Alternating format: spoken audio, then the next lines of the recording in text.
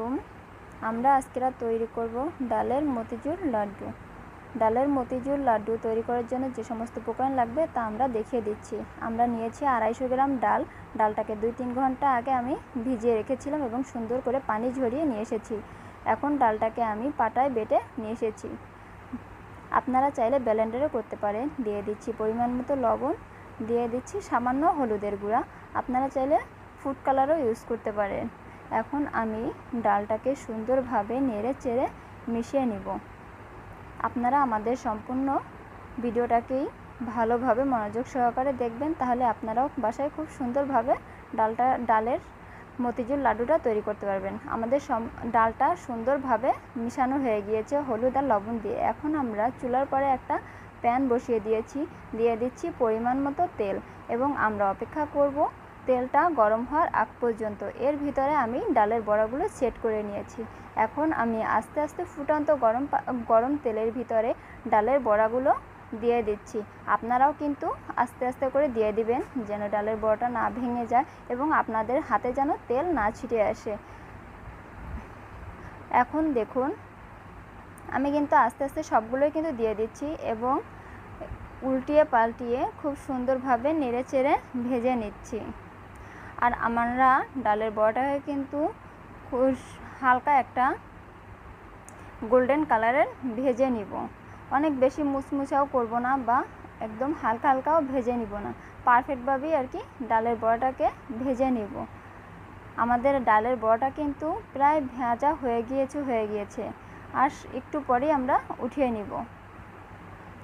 আমি কিন্তু বারবারই নেড়ে চেড়ে দিয়েছি এবং উল্টে পাল্টে ভেজে নিয়েছি, তা নাহলে কিন্তু ডালটা আবার পুড়ে যেতেও পারে। আপনারাও কিন্তু চেষ্টা করবেন ডালটা নেড়ে চেড়ে উল্টে পাল্টে ভাজার জন্য। এখন আমি ডালের বড়াগুলো তেল থেকে উঠিয়ে নিয়েছি আর দেখুন আমাদের সম্পূর্ণ বড়াগুলোই কিন্তু ভাজা হয়ে গিয়েছে। এখন আমি ডালের বড়াগুলোকে ছোট ছোট করে ভেঙে নিব। দেখুন আমার কিন্তু সবগুলো ডালই ভাঙা হয়ে গিয়েছে।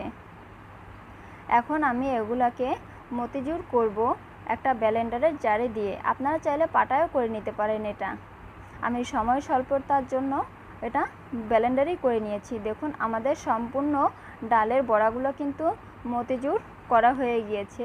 এখন আমরা অন্যগুলো তৈরি করে দেখাবো।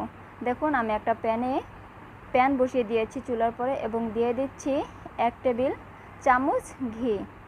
আপনারা চাইলে নাও দিতে পারেন বা এতে সামান্য তেলও দিতে পারেন। আমি দিয়ে দিচ্ছি 1 কাপ চিনি, অ্যাড করব কিছু গরম মশলা, দিয়ে দিচ্ছি 2 টুকরা এলাচ, দিয়ে দিচ্ছি 2টা তেজপাতা, দিয়ে দিচ্ছি 4-5টা গোলমরিচ। আমি যে পরিমাণের চিনি দিয়েছি 2টা এলাচ। আমি যে পরিমাণে চিনি দিয়েছি ঠিক ওই পরিমাণের এখন পানি অ্যাড করব। আপনারাও কিন্তু যে পরিমাণে চিনি দিবেন ঠিক ওই পরিমাণেরই পানি অ্যাড করবেন। আমি এখন চিনিটাকে একটু নেড়েচেড়ে দিব যতক্ষণ না পর্যন্ত চিনিটা গলে যাচ্ছে। আমার চিনিটা কিন্তু সুন্দরভাবে গলে গিয়েছে। এখন আমি ডালের মতিচুরগুলো ঢেলে দিয়ে খুব সুন্দরভাবে মিডিয়াম টু লো আঁচে আস্তে আস্তে নেড়ে চেড়ে সম্পূর্ণটাই আর কি অ্যাডজাস্ট করে নেব।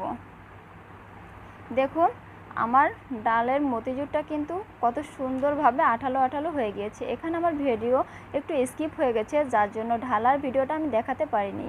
আমি কিন্তু এই অবস্থায় গরম গরম ঢেলে নিয়ে এই গরম গরম লাড্ডুর শেপটা দিয়ে দিচ্ছি। দেখুন কত সুন্দরভাবে আমাদের লাড্ডুটা গোল গোল তৈরি হয়ে গিয়েছে।